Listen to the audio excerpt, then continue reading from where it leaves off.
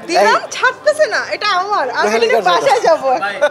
Social মিডিয়াতে আসলে সুস্থ কন্টেন্ট দেওয়ার আমরা সেই যুদ্ধটা আসলে করি। বেগুন, শশা, মূলা এই ধরনের প্রশ্ন করে জানো আমাদেরকে আসলে ভিউর জন্য আমরা যেন পাগল না হয়ে যাই, এই অ্যাওয়ার্ডটা মূলত তাদের উদ্দেশ্যে আমি উৎসর্গ করলাম। কারণ আমিও আপনাদের মতো একজন, আমি ফিল্ডে থাকি, আমি সেলিব্রিটিদের ইন্টারভিউজ করি, কথা বলি, আপনাদের মতোই ফাইট করি। সুতরাং আমি বলতে চাই আমার এই প্রথম প্রাপ্তিটা জীবনের আমি একদম হৃদয় থেকে আমি আমার সাংবাদিক, আমার কলিগ, বন্ধুদেরকে উৎসর্গ করলাম। আমি যেটা বলতে চাই যে সোশ্যাল মিডিয়ার এই সময়ে যখন খুব বিভিন্ন রকমের খুব নেতিবাচক কন্টেন্টের ছড়াছড়ি সব দিকে, সেই সময় আমরা চ্যানেল আইয়ের মতো একটি গণমাধ্যম বা আপনারা যারা প্রথম সারি বা যারা একটু দায়িত্বশীলতার সাথে কাজ করেন তারা চেষ্টা করেন সোশ্যাল মিডিয়াতে আসলে সুস্থ কন্টেন্ট দেওয়ার, আমরা সেই যুদ্ধটা আসলে করি। তো সেই জায়গা থেকে আসলে আমাদের চ্যালেঞ্জটাও একটু বেশি এবং প্রাপ্তির জায়গাটাও আসলে অনেক বড় যখন আমরা আসলে একটু অ্যাপ্রিসিয়েশন পাই। আমি তো জানি বিশেষ করে আমরা যারা সাংবাদিকতা বা বিনোদনের মাধ্যমটাতে কাজ করি আমরা আসলে খুব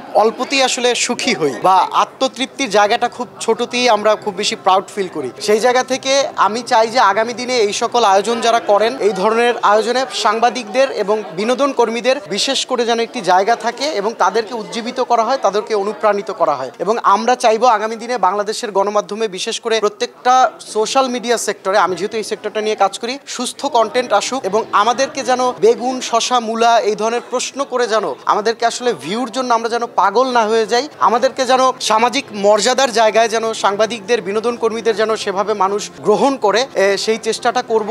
আমিও আমার গণমাধ্যমের জায়গা থেকে, আমার বন্ধুরাও করবে। এবং সবশেষ বলতে চাই এই অ্যাওয়ার্ডটা আমি আমার বিনোদন কর্মীদের উদ্দেশ্যে উৎসর্গ করলাম।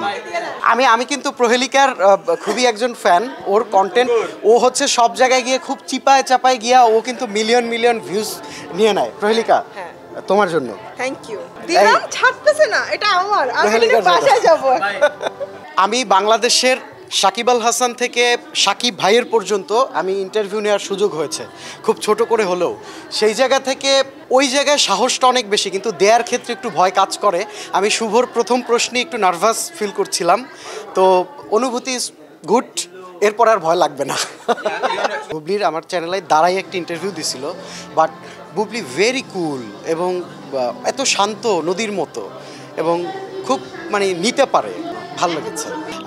প্রিন্স মামুন আর লায়লার ইন্টারভিউ আমি করেছি, কিন্তু আমি আমার চ্যানেলের জায়গা থেকে যাদের ইন্টারভিউ করেছি, ইভেন বর্ষা বলেন, প্রিন্স মামুন বলেন, কিংবা এই যে লাস্টের যে চাওয়ালি যে আপু ভাইরাল হলো করেছি, সেটা অবশ্যই কনটেক্সট ধরে। আমি কোনো কিছুই চ্যানেল আইতে হিউজ ভিউ পাবো সেই আশায় এনে আমি কাউকে ইন্টারভিউ করিনি। আমি বিশেষ বিষয় ধরে বিষয়ভিত্তিকভাবে এনেছি। সেই জায়গা থেকে প্রহেলিকা যে প্রশ্নটা করেছে যে প্রিন্স মামুন এবং লায়লা, আমার দেখা লাইফে কয়েকজন আনপ্রিডিক্টেবল মানুষদের মধ্যে হচ্ছে লায়লা একজন।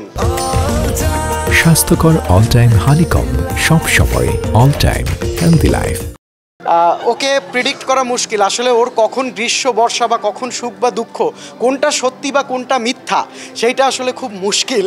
আমি তোমার উদ্দেশ্যে সত্যি উত্তরটা আসলে দিলাম, আমি জানি না এটা ঠিক হয়েছে কিনা।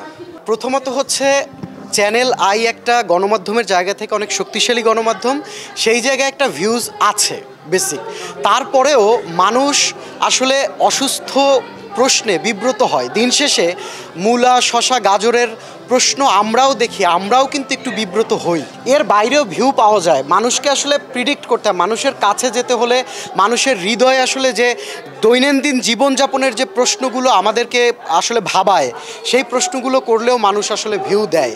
আর সুরসুরিমূলক প্রশ্ন বা এই ধরনের নেতিবাচক প্রশ্নের ভিউজ আসলে খুব বেশি সাস্টেইন করে না। এইসব কন্টেন্ট একটা সময় সোশ্যাল মিডিয়া থেকেও চলে যায়, কিন্তু আপনি যদি একটি পরিমিত সুস্থ ইন্টারভিউ করেন সেইটার ভিউ আসলে প্রিমিয়াম ভ্যালুটা সারা জীবন থাকে।